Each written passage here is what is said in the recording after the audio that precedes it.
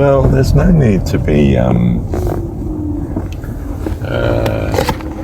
difficult with people simply because they're a trouble to you. You might increase the distance in that you meet with them less often by choice because on balance, the cost is too high in knowing them, and perhaps the benefit to them is too low to make it worth such cost. You're not actually transforming their life into godliness. On the contrary, they have an opportunity to be very difficult with you every time they see you. You will have some individuals like that who are simply, for whatever reason, malevolent towards you. But when you do have to meet with them, there's no need, of course, to be unfriendly, ungodly, unpleasant.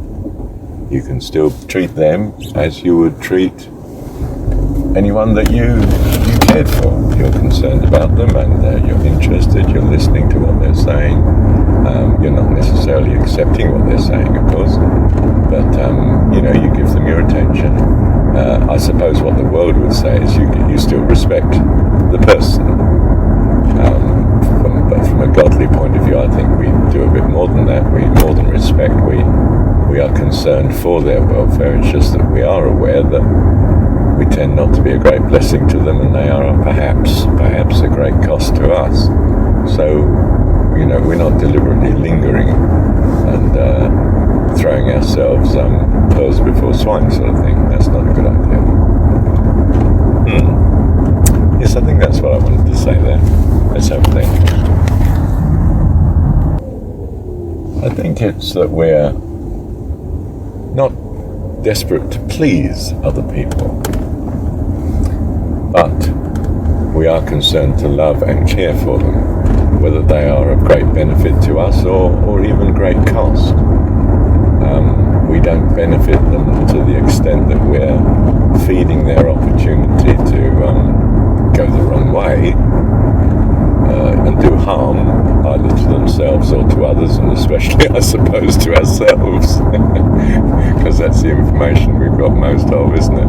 So we're not falling over ourselves to help them in their goals, but we are very concerned that they be loved and cared for in as far as their goals and their values are allowing it from our perspective. So we're not cold and indifferent, non-responsive, we're not unkind. Basically it's that. We are never unkind. Well, as far as I know, never. I'm assuming that's the case, to be right. Yeah. There are, you see, many ways of us to change our behaviour, sometimes obviously important ways, sometimes seemingly unimportant, but things that we do on a regular basis. For instance, I consume still butter. Now, on quite a regular basis, I'm getting some butter into my system. And if I were to just say no butter and stick to it, in total, that would be a radically different intake. Over time, when you add it up. I'm not sure how long, for argument's sake, a pack of butter would last me, but and quite a long time perhaps compared to some households, very long time. But I'm still using it up at some rate, you see, and over a year that's quite a lot of fat going in that really be better off without, as far as I know, and kinder to the cattle, of course, much kinder. So,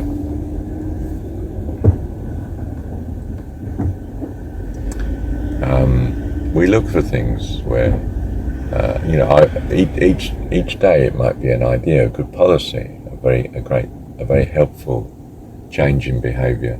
If we review the day from the point of view of what could I have done to have made the day better? My daughter, while we were at church, she doesn't like church, but I try to encourage her to do some things that she doesn't like for the sake of others, in this case her dad. So I say, well, it is an hour of your day, I agree, doing something that you're not choosing to do, but Dad likes it, me, very much. It's important to him, and you should do some things that are important to the other people around you, not always to give preference to what you want to do personally, individually. So, of course, I'm teaching her not to be selfish and to rather take others into account. Now, she said, oh, can I go in the separate room then, the children's room, which is empty because it was evening, you see? I said, yes. Now, on review, that wasn't a good idea because she doesn't come out if she gets unhappy. So at the time I went in there after about half an hour, because I understood, well, she can simply come out. And I said, come out when you want, just come and sit with me. She didn't. On the other hand, she chose to stay there and be unhappy. So next time I'm sort of thinking, now if I'm faced with this situation again and she says, can I go in? And I say, no, stay with me, love, because I want to know how things are with you. And that would have saved an unhappiness, wouldn't it? You see? Simple ways of changing the day. In hindsight, that's what I should have done. And then there are other things, and I look at the day. Let me just think a minute. Oh yes, I was in worship in the morning. I think it was in the morning, and could have been in the evening. By the way, my daughter wasn't with me then. She was with her friends playing. I don't necessarily take her to church. It's not that I drag her along deliberately, you know what I mean, in that sense. But I was in church in the morning, and a lady who responds to me well, who,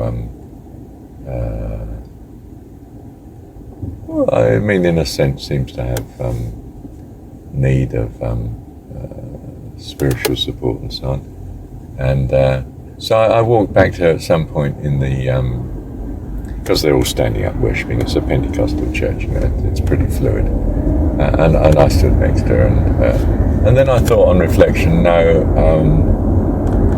that's not a good idea. I mean, supposing, because I'm a very tall chap, I'm rather dominant personality, and as you might have gathered, and I'm noisy in a Pentecostal church, I'm full on.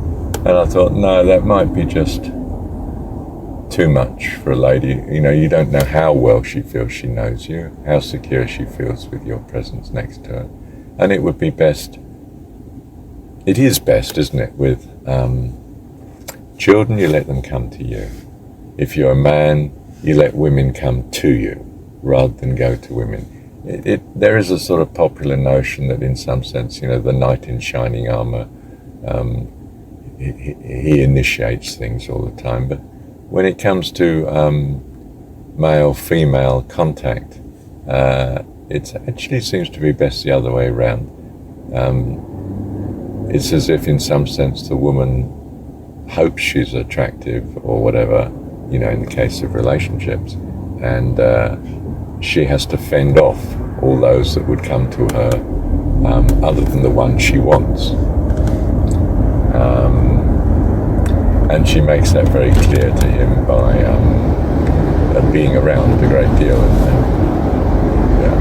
and obviously taking an interest in him that he wouldn't otherwise have. So that follows through even in a non-affection way, you know, where you're not looking for a partner or something for the future, you're not looking for a girlfriend or a mate. There is this sort of code in society that can't be broken despite the spiritual context. And I think Jesus was up against this when, you know, the disciples wondered why he was talking to the woman at the well, but dare not ask him.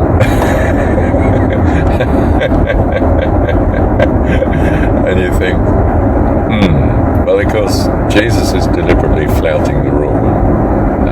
You don't chat to strange women, or women don't, strange men don't respect straight away. We of course might want to argue, well, Jesus was right to do it because he knows he's spiritually doing it for the right reason. Do I know I'm spiritually doing it for the right reason? Well, yes, I think so.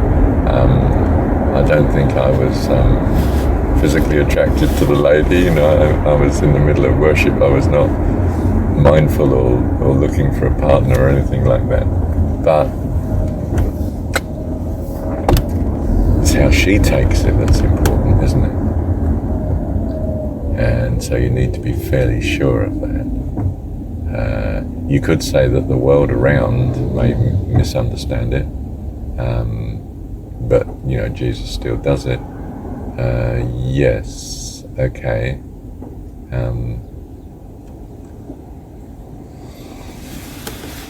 You're going to have to be cautious though, aren't you? I think so anyway.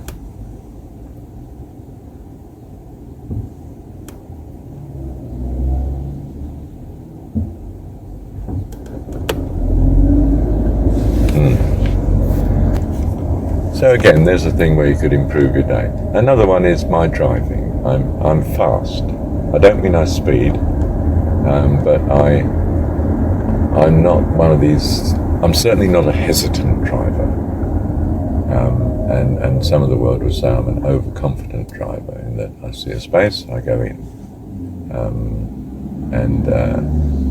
I could argue against myself that yes, my elder son was like that. It really relied on everyone else doing everything right, and if they didn't, you had an accident. Well, it's not the safest way of driving. So I'm thinking a simple change in my driving behaviour. You could overall say, in terms of driving, don't be rushed. Refuse to be rushed. Refuse to be in a situation where you need maximum efficiency to get there or something. You're just going to say no in the fullness of time, and I'm going to arrive late, and that's fine. Yeah. So there's 3 or 4 things that I could have changed on the day and done better. And if I really stuck to a sort of, at least a general rule, a habit of such, I'll say a habit. We break habits occasionally because we have to, it's right too, there's an emergency or something, or a unique situation demands that the habit be relaxed for once, or twice, and so forth.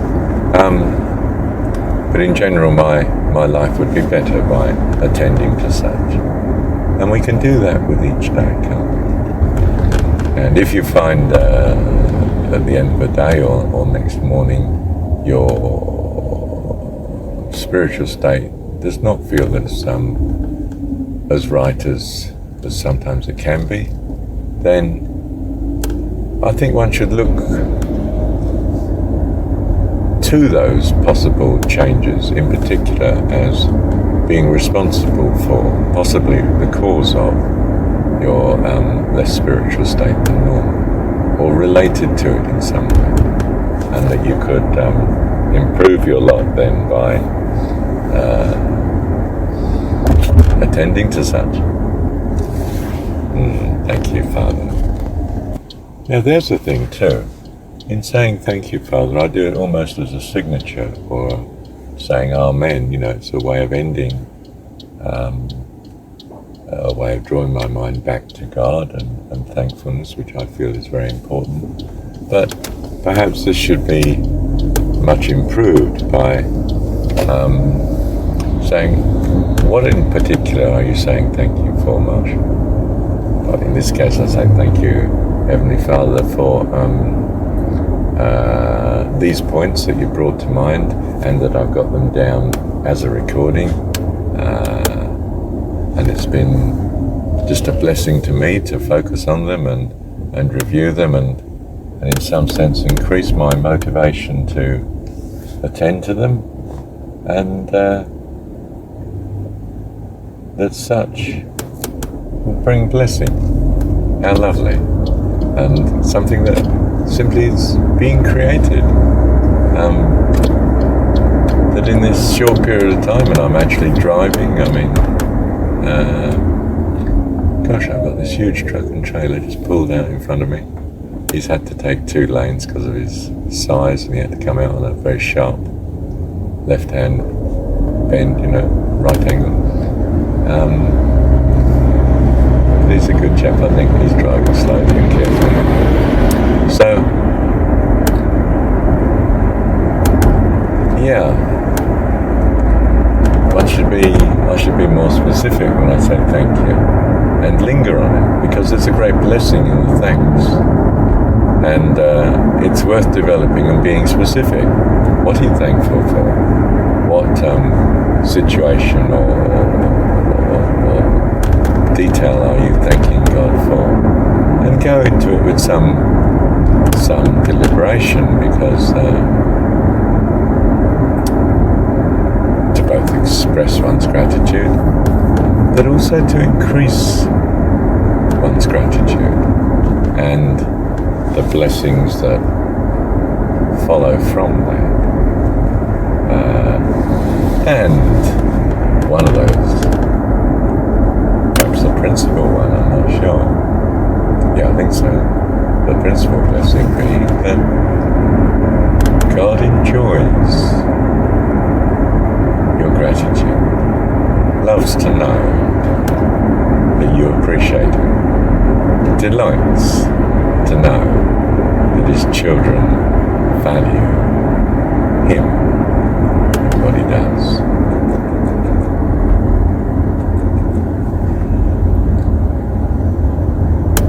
Thank you, Lord.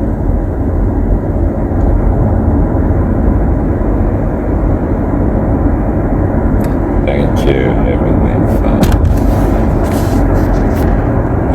It occurs to me that the safer, less rushed, less hurried driving would follow automatically, you would think, from being in the habit of being thankful, even for minor things in particular that have gone astray in one's estimation, like I'm short of time, I must arrive by such and such. If one were more thanking God for the fact I am short of time, and I may well be late, and that's what God has, and therefore I'm going to bless Him for it and thank Him for it, rather than I must arrive on time, or in some sense the outcome is bad, not as good as it should be. But in some sense, no, this is how God has it, as it should be. It's not as society might want it. They might want you to arrive on time. It's not as you might have wanted it. You might have wanted to arrive on time and be punctual and so forth. But in fact, God knows that it's right for you to arrive late in this case. If nothing else to teach you, allow more time in the future. We don't know the explanation, we just trust it, the explanation too. So there's a case of one of the things that I'm attending to would have automatically been sorted out simply by exercising gratitude more effectively.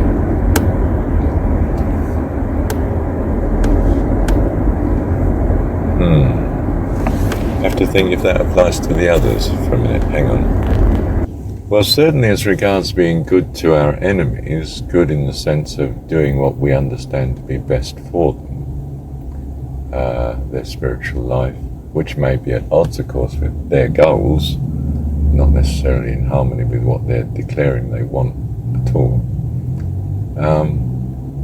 But certainly if we'd been thanking God more for this enemy and the way they are, we would be more inclined to treat them favorably anyway.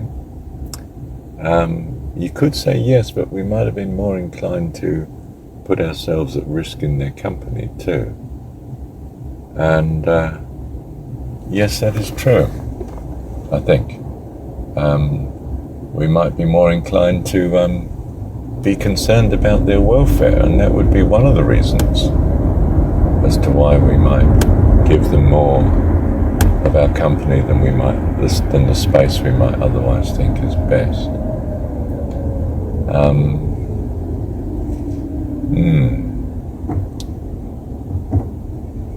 an interesting point, isn't it? Of course, there's a general thing, isn't there, that we're more likely to seek a rule of putting things right if we're accepting the things that go wrong as we see it to be as of God, and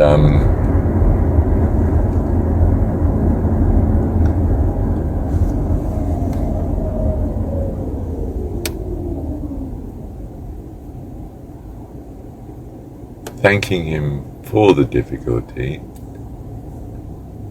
attending therefore more to focus on the difficulty and how it came about, and seeing therefore how it could be avoided by a change in habits and so on in the future. And indeed, I guess that's why I've been motivated to attend to such here. Yes. Thank you, Heavenly Father.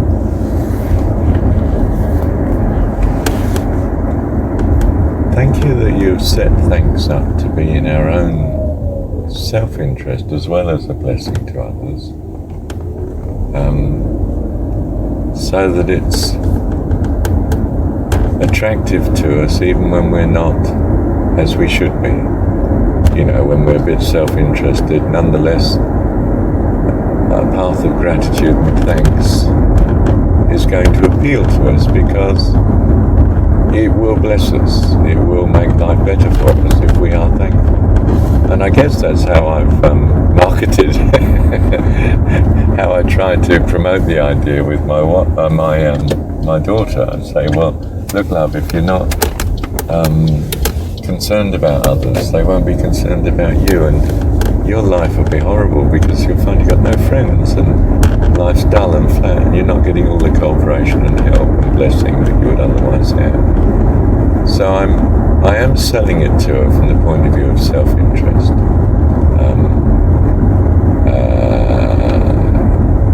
Even though the true self-interest would be the impact it's going to have spiritually on her life and other people's, I'm marketing it more on her perceived self-interest, which is perhaps narrowly herself and how much fun she's going to get out of a situation or otherwise. This is how we treat children, and that's perhaps how God is dealing with us, in that He's in many of the things that are going to bless us, He's dressed them in such a way that it is in our mistaken view of self-interest attractive to do such and right to do such. And when it's not, of course, people reject it and they say, well, I'm not doing that, that's nonsense, rubbish, I'm not following that. In other words, they're not drawn to it.